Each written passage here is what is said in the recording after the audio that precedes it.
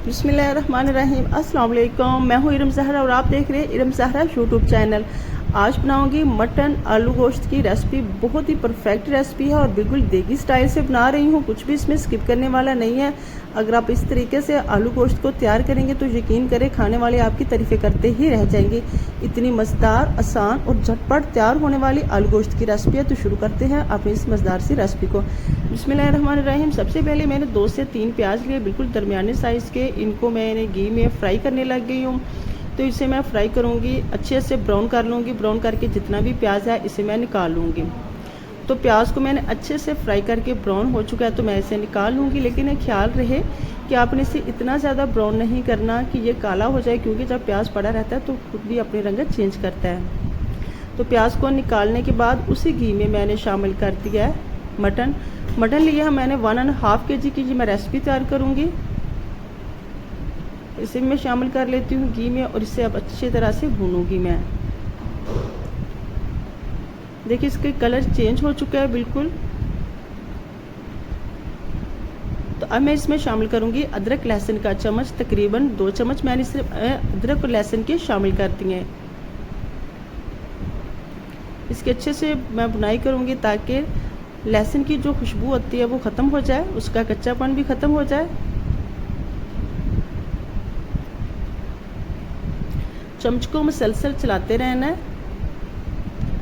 यहाँ मैंने शामिल किए हैं तकरीबन 3 दरमियाने साइज़ के टमाटर।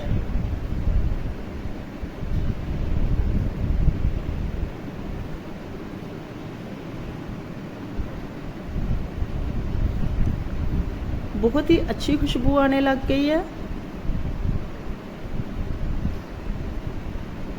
और बहुत अच्छी तरह से ये फ्राई हो रहा है।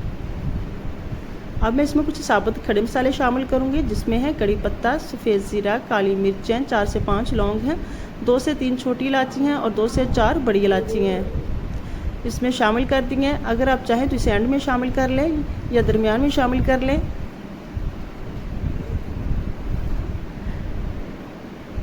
1.5 टीस्पून इसमें मैं कुटी हुई लाल मिर्च का शामिल किया, आधा चम्मच ही हल्दी का शामिल किया और 1 चम्मच भर के इसमें मैंने काली मिर्च का शामिल कर दिया है। अब मैं इसमें शामिल करूँगी नमक। आपने टेस्ट के हिसाब से कम या ज़्यादा शामिल कर सकते हैं, लेकिन यहाँ मैंने 1 चम्मच नमक का शामिल कर दिया है। आधा चम्मच इसमें मैंने शामिल कर दिया है अदरक पाउडर का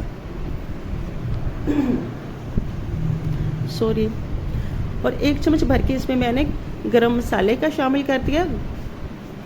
अब इन थोड़ा सा पानी लगा के इसको फिर से इसकी मैं भुनाई करूँगी। बहुत अच्छे तरीके से इसकी मैं 10 से 12 मिनट के लिए भुनाई करूँगी, जब तक कि अच्छी सी खुशबू आने लग जाए।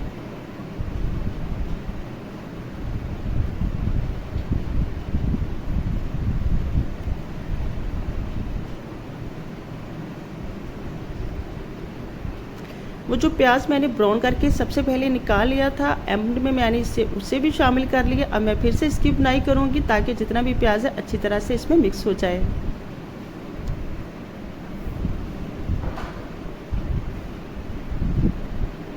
कोशिश किया करें कि मेरी रेसिपी को फुल वॉच कर लिया करें। अच्छी लगती है तो शेयर भी कर दिया करें फ्रेंड्स और फैमिली में प्लीज़। और लास्ट में मुझे लाइक किया करें।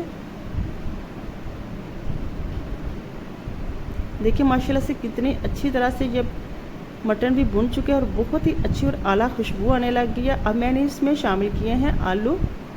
1/2 kg मैंने आलू लिए इधर और 1.5 kg लिया था मैंने मटन।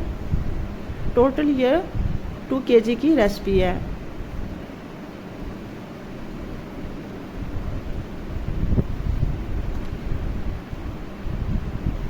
आलू शामिल करने के बाद मैं इसे बुनाई करूंगी 5 से 4 मिनट के लिए। बहुत ज़्यादा मैं इसकी बुनाई नहीं करूंगी, 5 से 4 मिनट एनफ है।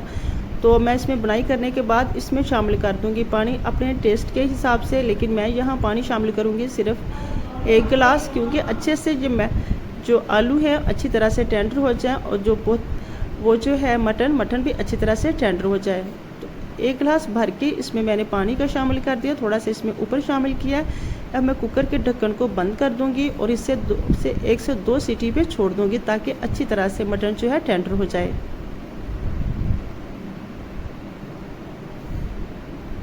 तो सीटी लगा दी और पकने के लिए छोड़ दिया मैंने। तकरीबन 10 से 12 मिनट के बाद मैंने ढक्कन हटा के देखा और माशाल्लाह बहुत अच्छी खुशबू आ रही है। लुक चेक करें आप। अल्हम्दुलिल्लाह बहुत ही मज़ेदार सा आलू मटन का सालन बन के तैयार हो चुका है, बिल्कुल देगी स्टाइल से, और बना भी बहुत जल्दी है। आपने प्रेशर कुकर में इसी तरह मेरे स्टाइल से अगर बनाएंगे तो यकीन करें घर वाले तो आपसे खुश हो जाएंगे। तो इसमें मैंने शामिल कर दिया है गरम मसाला, हाफ़ टी स्पून इसमें शामिल किया। उसे निकाल लेते हैं किसी बाउल में। सालन बनाने का, ये आलू गोश्त का सालन बनाने का बिल्कुल परफेक्ट तरीका है, इसे ज़रूर ट्राई कीजिएगा। बहुत जल्दी तैयार हो जाता है और बहुत ही मज़े का ये तैयार होता है।